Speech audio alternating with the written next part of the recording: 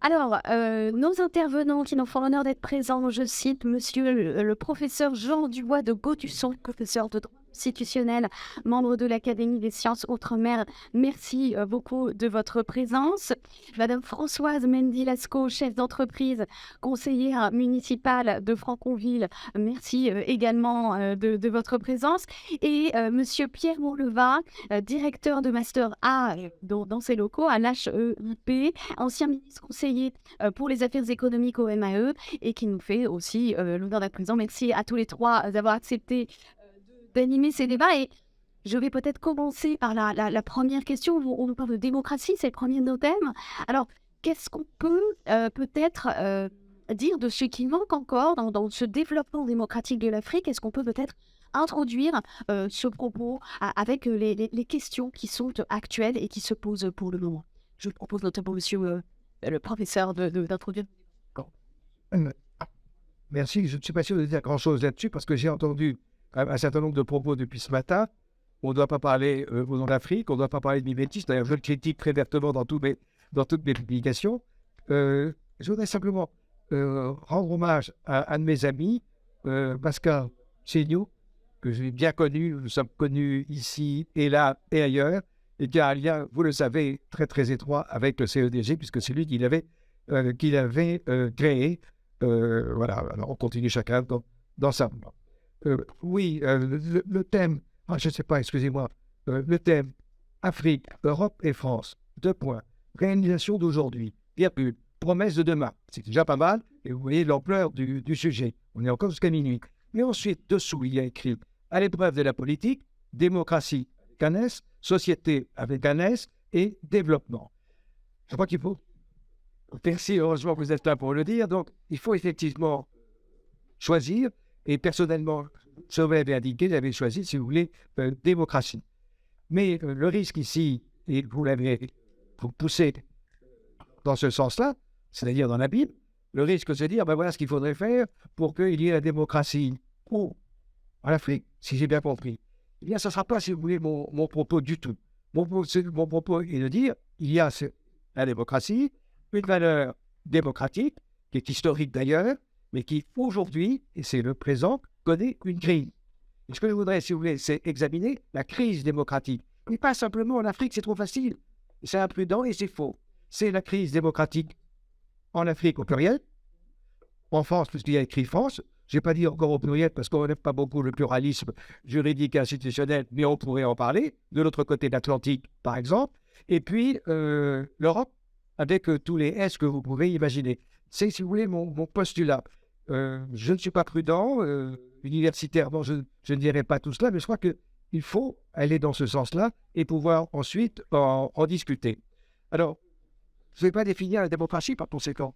Je vais simplement dire, si vous voulez, je vais partir de là et je n'irai pas au-delà, simplement dans la deuxième partie, c'est qu'il y a un constat qui est fait, qui est unanimement fait, c'est celui de la crise de la démocratie.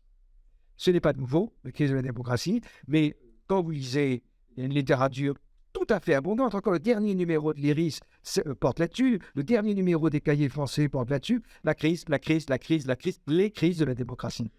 On ne peut pas en rester là. Il s'agit, si vous voulez, de réfléchir sur ce que signifie cette crise. Et ce que je constate, c'est qu'il y a l'histoire ne tend-elle pas à s'assombrir de ce point de vue-là. La crise ne devient-elle pas de plus en plus préoccupante? La crise de la démocratie, ou la crise de la démocratie ne devient-elle pas de plus en plus préoccupante? On parle je cite des adjectifs ou des noms qui sont utilisés par des auteurs. Régression, malaise, illibéralisme, fraude à la Constitution, corruption, illibéralisme, démocrature, populisme, violence, autoritarisme numérique. Ça, c'est le dernier épisode. Voilà les mots que l'on trouve aujourd'hui lorsqu'on s'interroge sur les régimes démocratiques, ou qui tendent à devenir démocratiques, ou qui critiquent d'ailleurs la démocratie, qui utilisent les arguments pour mieux critiquer, évidemment, les pays qui se considèrent comme démocratiques. Alors, c'est dans ce sens-là, que je pense qu'il est important de réfléchir ensemble, alors nous tous ensemble, mais Afrique, France, Europe, et de tous ces aspects de la crise démocratique, il faut bien trouver un élément explicatif. C'est là que le professeur de droit va apparaître, mais chacun a ses limites. Ça peut avoir des vertus, mais chacun a ses limites. Il y a, me semble-t-il, un élément explicatif en prenant soin de préciser qu'il n'est pas le seul et en évitant les généralisations, c'est qu'il y a aujourd'hui, c'est peut-être là une clé, il y a aujourd'hui une crise de confiance entre le pouvoir et le citoyen. Crise de confiance entre le pouvoir et le citoyen. Et l'enjeu actuel auquel sont confrontés les peuples, les gouvernants, les experts, les multinationales, comme on y est, et dont tout découle, est d'établir, de restaurer, de perfectionner, de refonder ce rapport fondamental de confiance qui est à bien des égards altéré, voire rompu, ignoré ou même refusé. Et si vous voulez, la thèse que je vais défendre ici, mais il y a bien d'autres choses à dire, 1000 choses à dire, même que me contredire à un moment ou à un autre de nos réflexions, c'est que l'un des moyens d'y parvenir, c'est que l'on retiendra ici, c'est qu'il tient aux institutions et aux dispositifs constitutionnels. Je m'explique en une minute, je laisse la parole. Si à l'évidence, ni la politique, ni la société ne se réduisent au droit constitutionnel, c'est une évidence élémentaire, celui-ci n'est pas secondaire. C'est ce que disait Mme Moreno ce matin. Mme Moreno a bien dit que sous une forme ou sur une autre, on a besoin du droit constitutionnel et des institutions. Et le droit constitutionnel marque les grands virages des évolutions historiques. On sait que les sociétés démocratiques ne peuvent se dispenser de droit constitutionnel.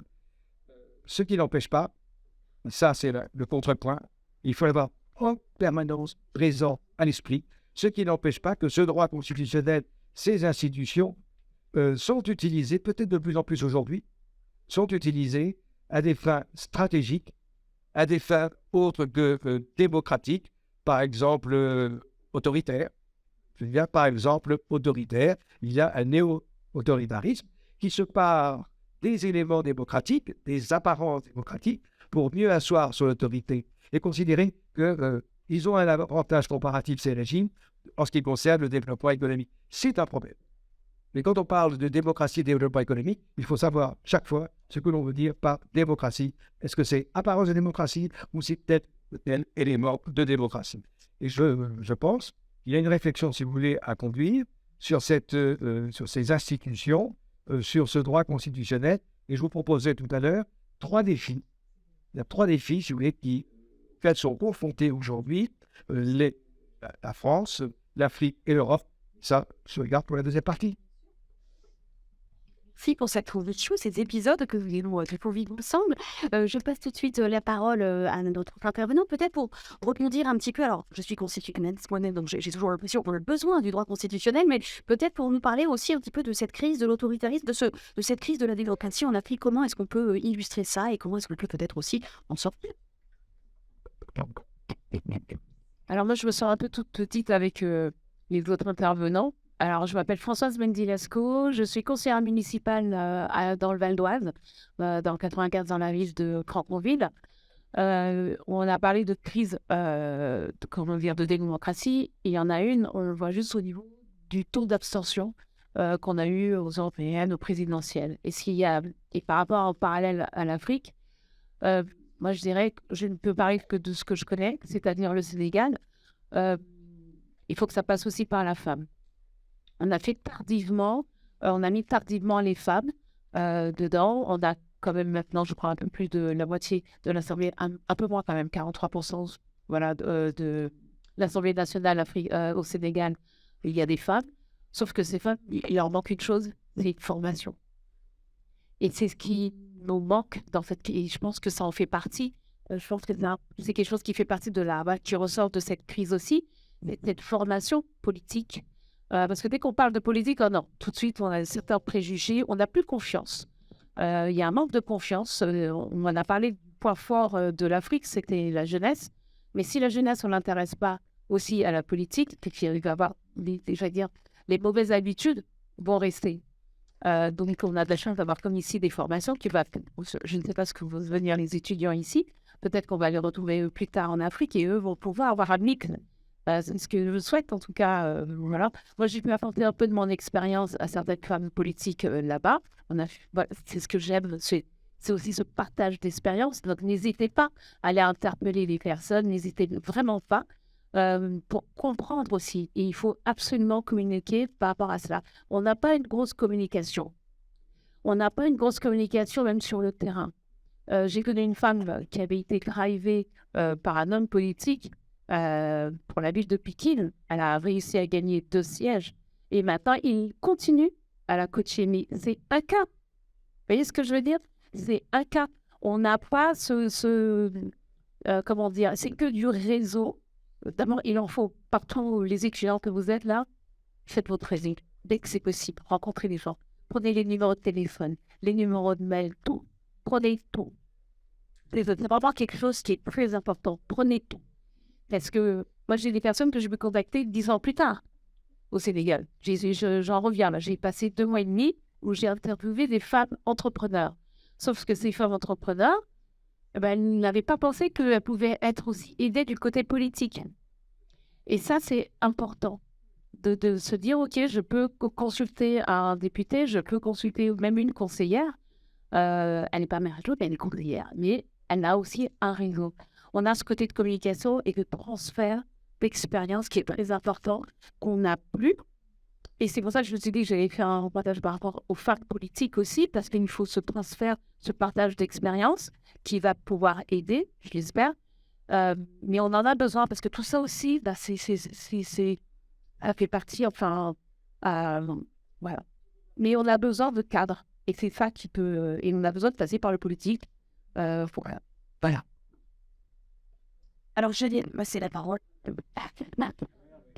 J'allais vous passer la parole, mais simplement redire, en effet, on a parlé de la voix des femmes VOX, VOIE, voilà, c'est vraiment quelque chose de très important.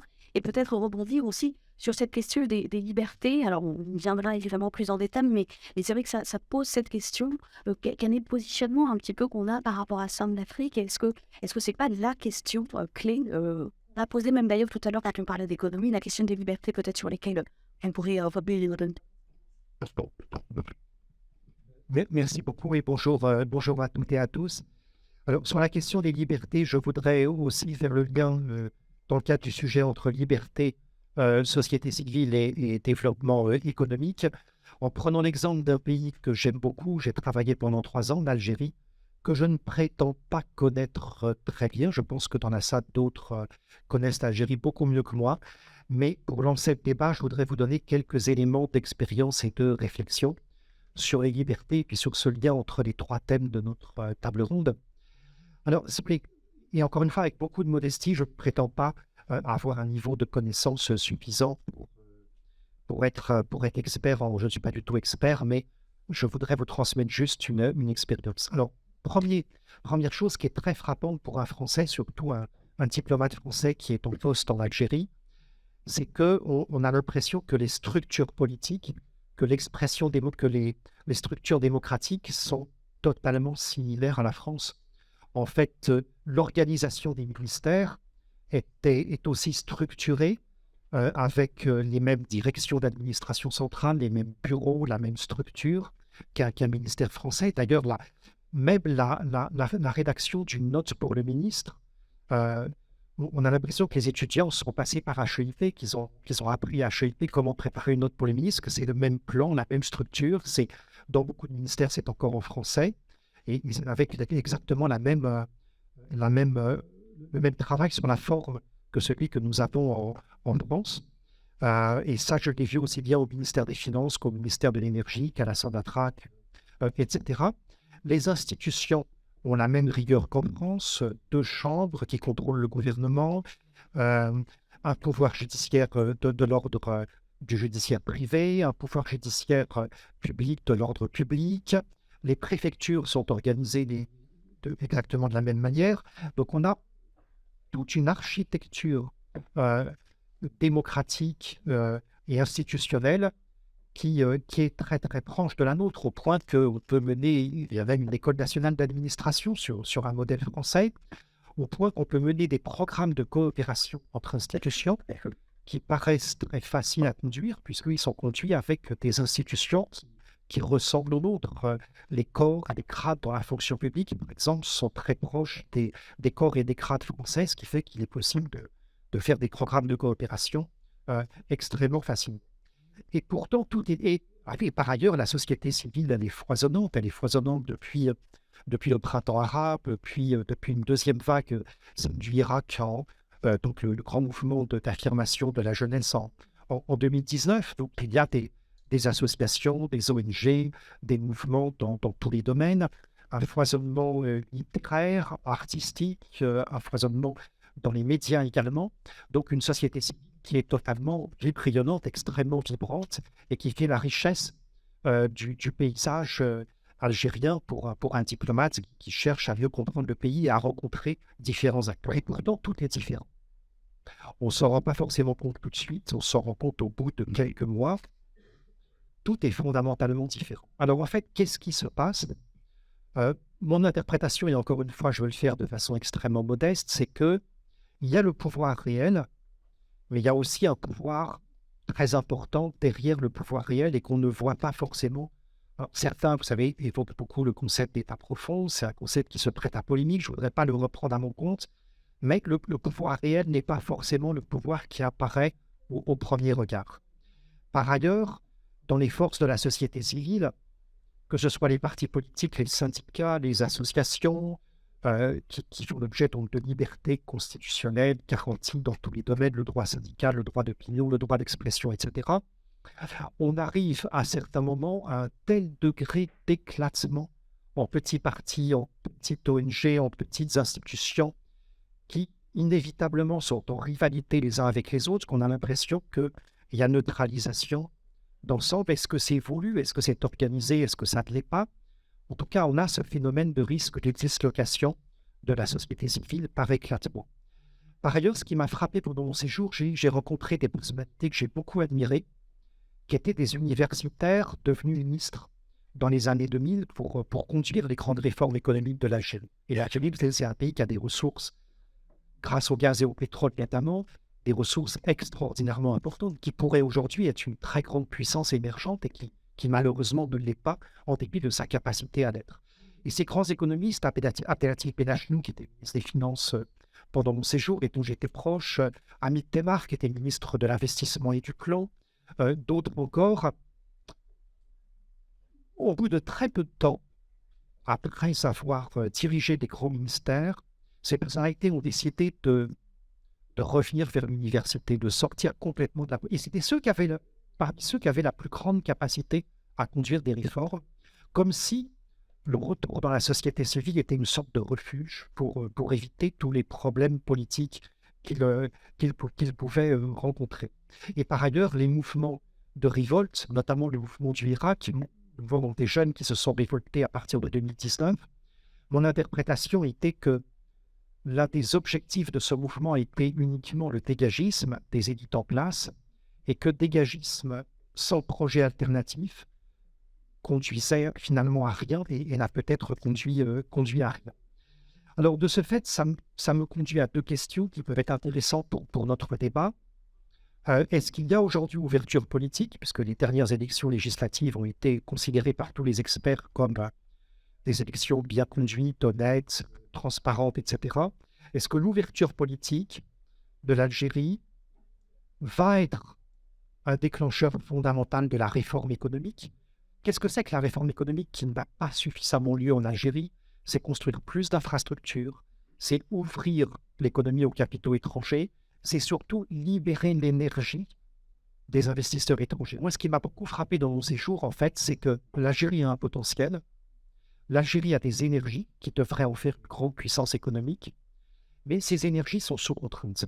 Elles sont entravées par énormément de réglementations, énormément de suspicions sur ce que pourrait être un secteur privé s'il était trop fort.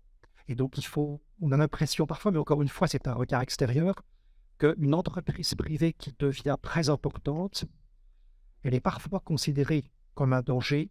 Il faut éviter que il n'y a pas de problème pour créer une start-up en Algérie. Si vous êtes débutant, si vous êtes petit, si vous commencez, il n'y aura pas de souci. Si vous devenez très gros, très important, un très grand groupe, c'est peut-être aujourd'hui pas encore totalement accepté. Donc, quel est le lien entre l'ouverture politique et la libération des énergies du secteur économique? Et puis, deuxième grande question pour moi, quel est le lien entre la faiblesse actuelle de la société civile, dans tous les composantes qu'on a vues, ces grands ministres qui se réfugient dans l'université parce qu'ils pensent qu'ils n'arriveront jamais à rien en tant que ministre, quel est le lien entre la faiblesse de la société civile et les retards dans l'ouverture économique et dans la croissance économique? Est-ce qu'on peut faire un lien entre les deux? Voilà les réflexions que je voudrais partager avec vous.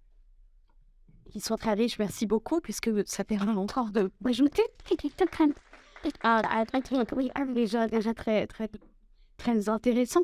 Et ça me fait penser peut-être à une réflexion transversale dont on a déjà parlé, c'est le fossé qui se crée en réalité entre les institutions politiques, le constitutionnalisme, la constitution en tant que telle, et la culture, le véritable pouvoir du peuple. Vous avez posé la question, où se trouve le véritable pouvoir?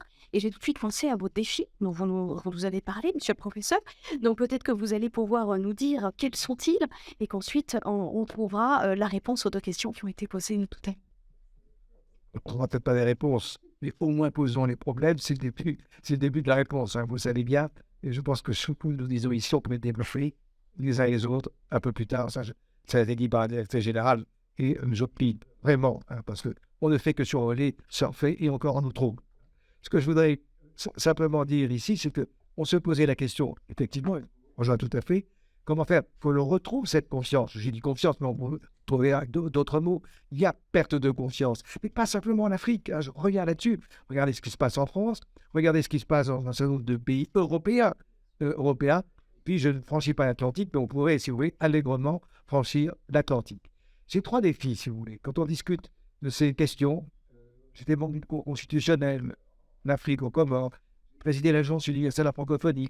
Beaucoup discuté de ces questions. Je suis membre de l'Académie malgache. Sans arrêt, ces questions reviennent. On en discute et ce que je fais simplement, c'est dire ce que j'en pense, mais je ne suis le porte-parole de personne. Hein, ça va de soi.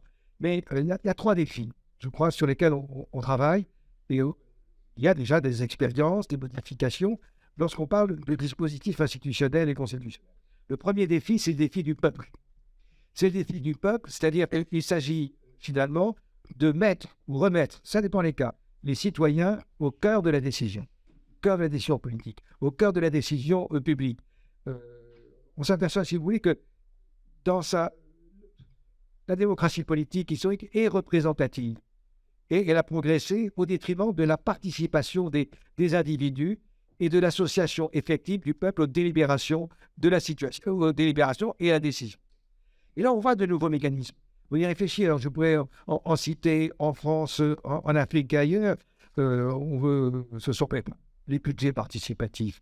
C'est 3 fois rien, mais c'est quelque chose, si vous voulez, qui modifie le rapport entre les citoyens et les élus locaux. C'est la révocation des élus. C'est la convocation d'une nouvelle forme de société civile. Je n'emploie jamais le terme, je suis désolé, société civile. On n'emploie que celui ici aujourd'hui. Je ne sais pas ce que c'est. Et je me méfie de ceux qui s'intitulent représentants de la société civile. Mais c'est une autre affaire. On pourra faire un séminaire là-dessus, si vous voulez bien. Alors, je continue pour dire qu'il y a de la démocratie représentative à la démocratie participative. Il y a même un constitutionnalisme populaire, un constitutionnalisme participatif. Très bien. Je crois que effectivement, on ne peut plus y échapper. Mais il faut que chaque fois, on en mesure. Et c'est ça l'intérêt de nos discussions. On en mesure les limites et on en mesure les dangers. Est-ce que le développement de tels dispositifs participatifs n'ont pas pour conséquence de dévaloriser les élus, ceux qui détiennent la légitimité politique? C'est une question qui se pose en France, qui se pose en Afrique, qui se pose, je dirais, un peu partout, avec un risque majeur. C'est qu'à force d'insister sur participation, on oublie peu à peu l'aspect démocratique. Je dis bien, on oublie peu à peu l'aspect démocratique. Il y a un modèle de participation non démocratique qui s'instaure peu à peu. De non-démocratie participative. J'ose pas citer des États, je vais le faire quand même. En Asie, la Chine. En Afrique, je dis rien. Pourtant, je pensais au Rwanda. Mais c'est une question, si vous voulez, qui peut être envisagée. Je crois qu'il y en a peut-être un nouveau modèle, mais il faut en parler et savoir où l'on met à ce moment-là la démocratie. Premier défi, sur les 3, je peux? Jamais 203 de toute façon. Deuxième défi, c'est le défi du droit. Alors là, je ne vais pas trop en parler parce qu'on va dire évidemment, il presse pour sa paroisse. défi du droit. Écoutez, j'ai toujours dit que le droit n'appartenait pas simplement aux juristes. Je suis content, si vous voulez, que vous interveniez dans ce débat. C'est incontournable. C'est ce qui a été dit d'ailleurs ce matin, qui a dit qu'il n'y a pas de démocratie s'il n'y a pas d'institutions et de droit, et de règles de droit et d'état de droit. On est tout à fait d'accord à cet égard. Simplement, il y a des situations de plus en plus nombreuses, et pas simplement en Afrique, j'insiste sur ce point-là. Ça peut être en Europe ou d'une autre façon centrale, ça peut être en France, dans certains cas, notamment à l'époque où on a pris des mesures concernant le Covid, mais on y reviendra. Il y a ici des situations où le constitutionnalisme et l'état de droit en viennent à contredire la démocratie. C'est pas grave au début. C'est grave lorsque, effectivement, le système s'installe dans cette perspective. On a parlé en Afrique des constitutions sans constitutionnalisme. On fait prévaloir la sémantique, le dogme, sur la réalité et la substance. Très bien. Ça dure plus ou moins de temps. Mais prenez le cas des juges et des cours. Quelqu'un a dit ce matin, excusez-moi, mais je n'ai pas pu lui répondre. D'ailleurs, ce n'est pas à moi d'intervenir. Vive l'indépendance des juges. Je suis un juge constitutionnel. Je suis tout à fait d'accord avec ça, évidemment. Mais il faut savoir aussi ce que signifie l'indépendance. Encore faut-il avoir une justice qui soit organisée, qui corresponde au canon. C'est bien au canon de ce qu'est une justice, rendant la justice, remplissant l'office de la justice. Il y a là une question, si vous voulez, qui se trouve posée pour les cours constitutionnels, d'autant que celle-ci, ces temps-ci, si vous voulez, se libère. Et pas uniquement en Afrique ou en France, c'est-à-dire qu'il se libère en donnant toutes les interprétations possibles des textes, sans limite. Et on est aujourd'hui en présence de chocs d'interprétation. Les interprétations politiques, les interprétations des juges, et jusqu'où aller. Or, les interprétations pour un juriste obéissent à un code. Et ce code est de moins en moins respecté, parce que les juges sont peut-être sous influence de la population, de l'ère du temps, que sais-je en commun. Il y a là une question qui est tout à fait redoutable. Et vous savez qu'aujourd'hui, il y a un mouvement de contestation des cours constitutionnelles. Non pas parce qu'elles sont héritées des États-Unis, de la France, non, parce qu'elles remplissent leur office d'une manière peut-être, oui, tout à fait, confiscatoire. Vous avez tout à fait raison, confiscatoire. Il y a là, ici, par conséquent, un deuxième point. Et puis alors, vous avez les coups d'État constitutionnels. Les coups d'État constitutionnels. Les constitutions sont, si vous voulez, violées, mais au nom de la Constitution. Et vous avez un exemple, si vous voulez, qui est magnifique, qui est celui du Mali. Moi, je croyais que coup d'État sur coup d'État ne valait. Coup d'État sur coup d'État vaut et permet, si vous voulez, peut-être de trouver une solution. C'était le cas aussi à Madagascar, où effectivement, on a pu voir, mais ça vous savez que j'ai commenté bien souvent, on a pu voir effectivement la Cour constitutionnelle reconnaître la légitimité d'un coup d'État qui avait été fait. Mais pouvait-on faire autrement? C'est ça la question. Pouvait-on faire autrement? Vous allez dire, j'ai mon schéma occidental, parce que des étudiants, j'étais à Dakar il y a peu de temps, m'ont dit, oui, mais notre droit, c'est du droit occidental. D'abord, c'est le vôtre. Et ensuite, occidental, qu'est-ce que ça veut dire? Mais il y a là, si vous voulez, une représentation qui est faite des systèmes juridiques. On doit prendre en compte cette représentation et on doit en discuter. Je dis bien, on doit en discuter, ça me paraît absolument prioritaire. Enfin, il y a le défi des sociétés. Alors là, je vais vous laisser la parole, enfin, si je puis dire, je vais vous laisser la parole parce que le défi des sociétés, c'est que, vous voyez ce que c'est? C'est à la recherche de dispositifs plus proches des citoyens, compris et pas linguistiquement, mais pas simplement, compris par les citoyens. On en a parlé ce matin, des institutions, des mécanismes plus proches de l'histoire aussi, je dis bien de l'histoire. Et vous savez qu'il y a un certain nombre de mouvements, il y a un certain nombre de textes qui ont été pris dans certains régimes constitutionnels. On parle de la référence à l'authenticité, avec toutes les vertus que ça représente et les dangers. Du bien et les dangers.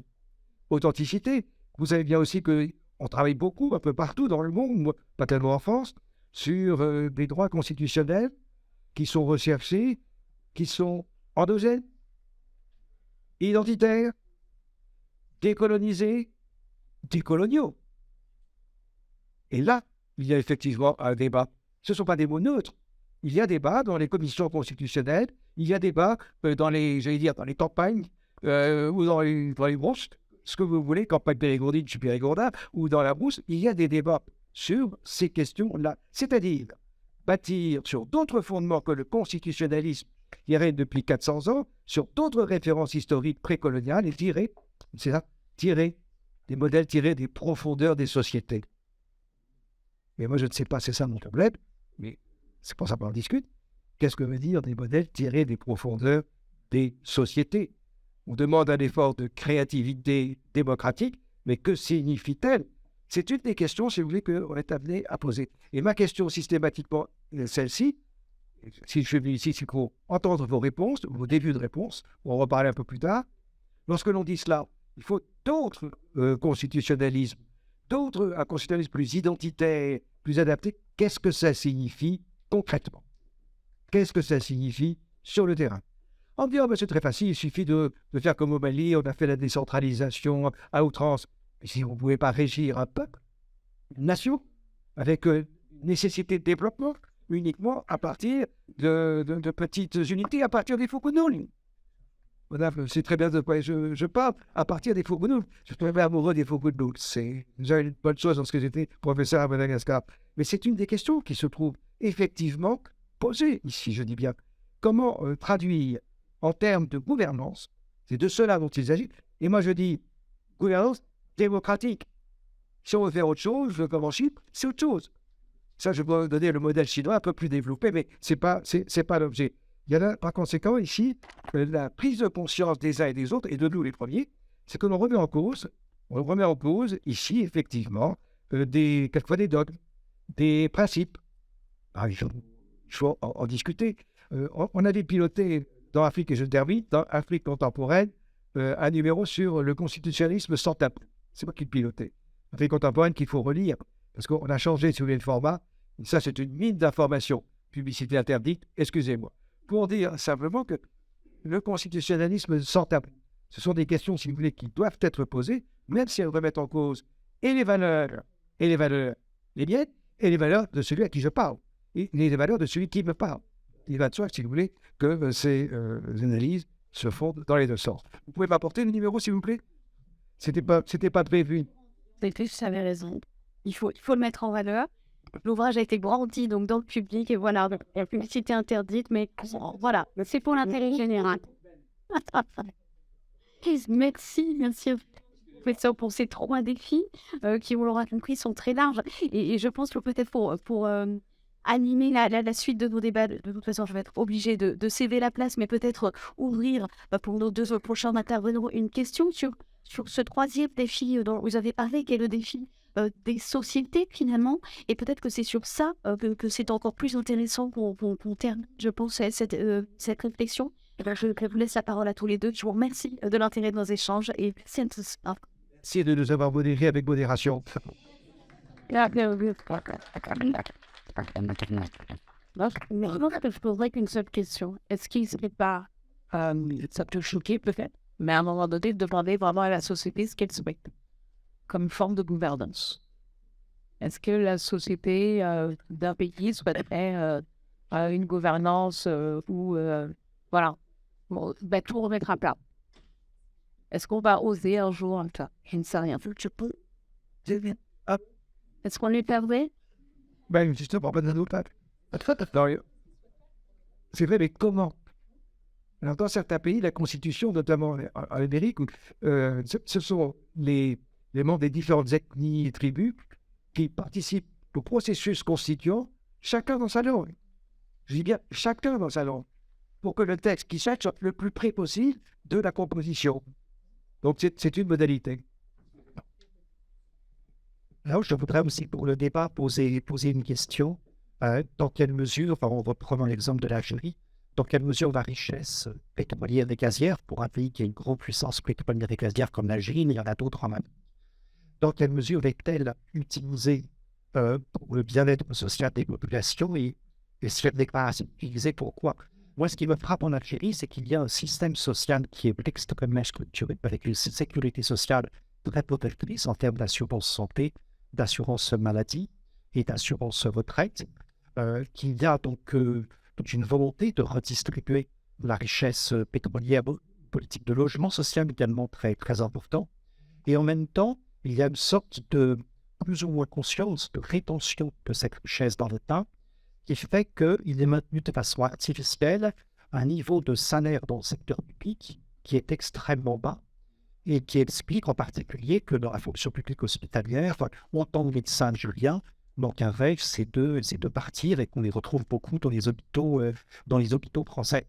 Donc, il a le modèle actuel de développement algérien, il est totalement à l'opposé de ce que font les États du Conseil de coopération du Golfe pour leur population citoyenne, avec une redistribution de la rente pétrolière et gazière en termes d'État-providence et en termes de salaire pour les citoyens qui est extrêmement importante et qui contribue à un développement économique exceptionnel dans le Golfe.